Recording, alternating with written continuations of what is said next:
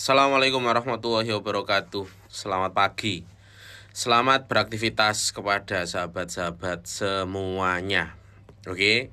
Pagi ini seperti biasa kita bagi edukasi tipis-tipis yang pastinya jangan sampai terkena lagi kepada netizen-netizenku ataupun pengikut-pengikut Mukidi Channel. Oke, seperti biasa, sebelum kita masuk, kita seruput dulu kopinya. Bismillahirrahmanirrahim. Oke, kita lanjutkan.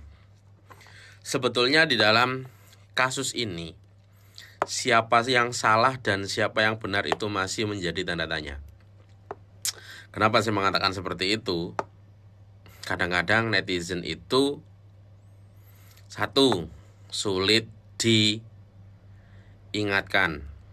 Kedua, mungkin sebelum-sebelum ini tidak pernah menonton konten-konten saya, baik di TikTok ataupun di Facebook ataupun di YouTube.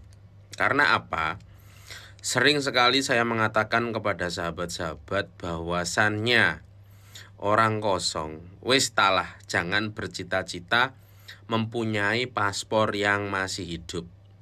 Dalam artian sebelumnya yang paspornya sudah mati ataupun yang masih hidup dan berencana untuk sambung paspor.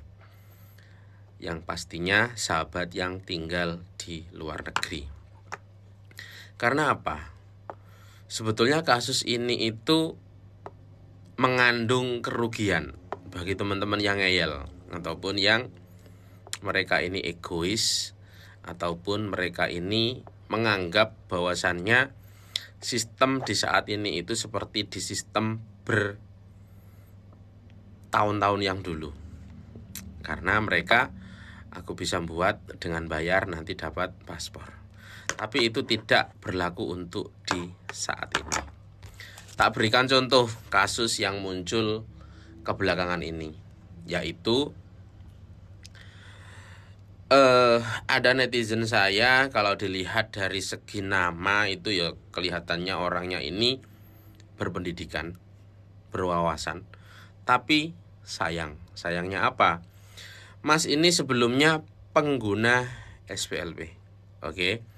Kemudian tak tahu dapat dari mana informasi, karena mereka juga sempat saya tanya, kamu dapat info sedemikian dari siapa? Dapat dari kawannya.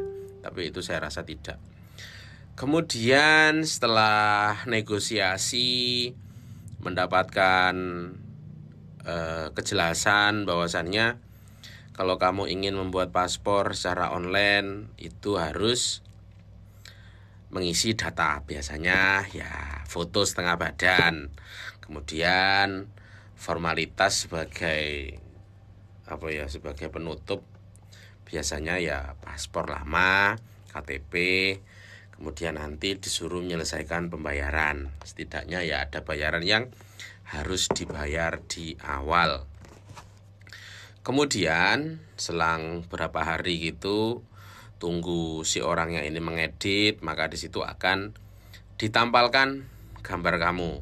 Kemudian mereka ini mencari satu halaman paspor yang di-scan secara jelas. Nah, di situ diedit kembali mulai dari nama, kemudian warga negara, tanggal lahir, kemudian tanggal pengeluaran paspor, kemudian tempat lahir, kemudian tanggal masa berlaku, kemudian kantor yang mengeluarkan. Tapi di situ sahabat harus paham, kalau kita itu memang jeli, dilihat dari segi editing itu pun sudah ketahuan bahwasannya font yang dipakai itu font yang tidak digunakan di dalam paspor. Dan satu lagi,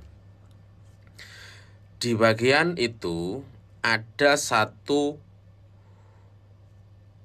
tampalan editan selembar kertas bahwasannya ini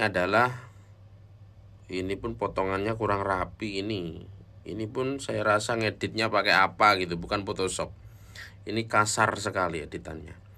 Kemudian di situ ditampal satu kertas warna putih yang agak gimana gitu. Nah, di bawah itu Nah, itu kelihatan kan? Nah, sebetulnya di situ juga sudah ditampal. Tapi teman-teman ini namanya juga kurang pengalaman, dan ketika ada informasi itu tidak diperhatikan, ya terjadilah kasus-kasus sedemikian. Kemudian di saat ini untuk nomor paspor itu dengan kode siri B itu sudah nggak ada. Sekarang sudah sampai ke E.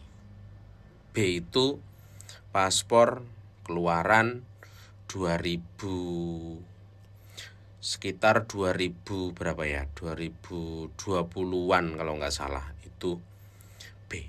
Tapi kalau sekarang sudah nggak ada, yang awalannya pasti E. Kemudian satu lagi, yaitu untuk teman-teman yang di luar negeri itu nggak dapat paspor 10 tahun, tapi di sini dapatnya 10 tahun loh, ya loh. Nah, untuk hal ini itu kasusnya seperti yang sebelumnya, yaitu sampean-sampean yang mengenali orang di Facebook dengan promosi-promosi pembuatan paspor secara online dan sebagainya, sampean percaya. Nah, kalau kemudian juga sudah kasus seperti ini, yo aku itu heran gitu. Kemana aja kemarin-kemarin kok nggak nonton gitu loh. Dan mereka ini ya sudah bayar, sudah keluar uang, kemudian mintanya ke saya, ini asli atau palsu mas? Ya jelas palsu, mana ada asli, wong kamu aja latar belakangnya kosong gitu kan. Kemudian tak coba telisikkan, kamu coba lihat di bawah garis KBRI Kuala Lumpur itu kan ada satu kertas putih yang ditempelkan, yang warnanya tidak sinkron dengan latar belakang. Oh, baru nyadar, iya aku kapusan gitu kan. Jadi di sini siapa yang salah? Tanyakan pada diri sahabat masing-masing. Oke, itu dulu untuk sharing pagi ini. Semoga bermanfaat. Saya harap setelah ini pengikut saya jangan ada yang mengalami ataupun mengikut jejak teman-teman kita ini yang sudah sudah ditipu secara hidup-hidup. Ya wes, akhir kalam, assalamualaikum warahmatullahi wabarakatuh. Selamat pagi, salam terkait sukses, bye.